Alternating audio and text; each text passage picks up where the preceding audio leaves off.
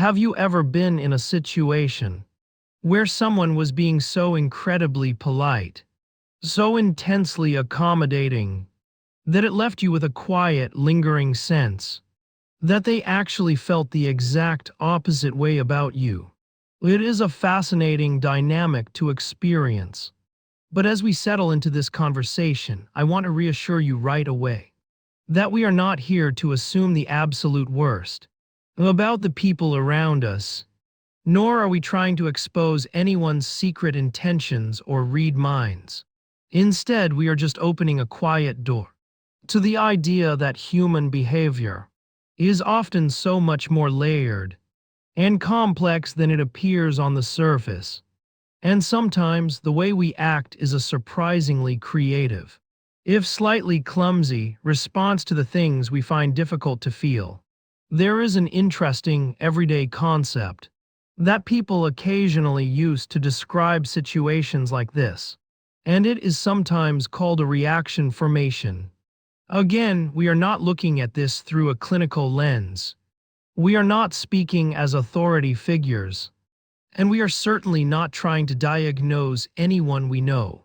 Rather, we are just looking at this as a conversational framework, a simple way to observe how a person's outward behavior can sometimes look like the mirror opposite of their inner emotions.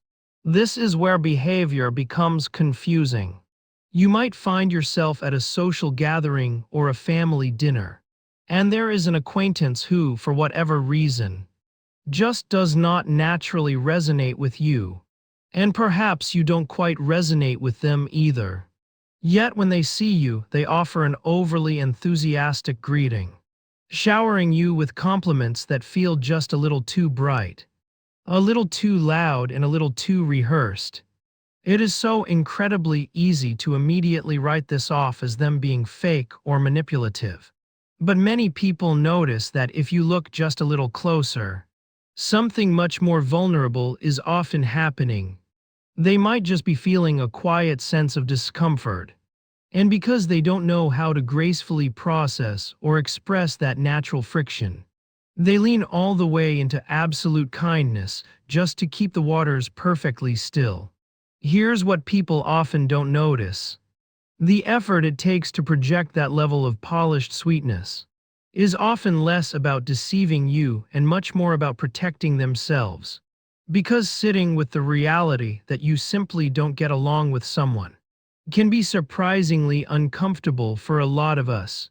We are raised in a world that heavily prioritizes social harmony, where being agreeable is often equated with being an inherently good person. So when someone feels a subtle sense of dislike, awkwardness, or frustration, it can subconsciously threaten their own internal self-image. To avoid feeling like a bad person for having entirely normal negative emotions, they might subconsciously overcompensate, offering you a version of themselves that is so undeniably pleasant that no one, not even themselves, could possibly accuse them of being hostile or ungracious. This is the part that's easy to misunderstand. When we feel that strange, undeniable disconnect between someone's warm words and their slightly rigid energy, our natural instinct is to feel suspicious, to feel like we are being tricked, which can unfortunately lead us into an exhausting spiral of overthinking and distrust. But it can sometimes feel deeply liberating to realize that their forced smile isn't a weapon aimed at you. It is just a heavy shield they are carrying for themselves. Imagine a typical workplace environment, for example, where two colleagues have vastly different ways of handling a project, leading to a quiet, simmering tension between them. Instead of expressing that frustration, which might feel too risky or socially unacceptable in a professional setting, one colleague might start bringing the other a coffee every single morning, or offering exaggerated praise in every team meeting. They are not plotting a downfall, they are simply trying to manage an uncomfortable internal tension by wrapping it in the safest, most socially rewarded behavior possible, which is excessive kindness. This is where behavior becomes confusing all over again. Because as the recipient of this behavior, you are left holding a cup of coffee you didn't ask for, trying to quietly reconcile the generous gesture with the tense, slightly tight-jawed energy of the person handing it to you. It is a profoundly human contradiction. People occasionally experience this and feel compelled to call it out, to force the truth to the surface and demand complete authenticity. But perhaps we don't always need to tear down the polite facades that people work so hard to maintain.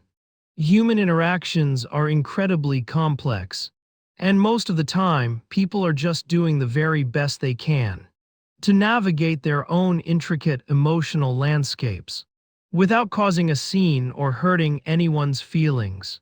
Here's what people often don't notice about these subtle social dances. The person being overly nice might not even be fully aware that they are doing it. Because these responses are often deeply ingrained habits, automatic emotional reflexes developed over a lifetime, designed to keep the peace and prevent conflict at all costs.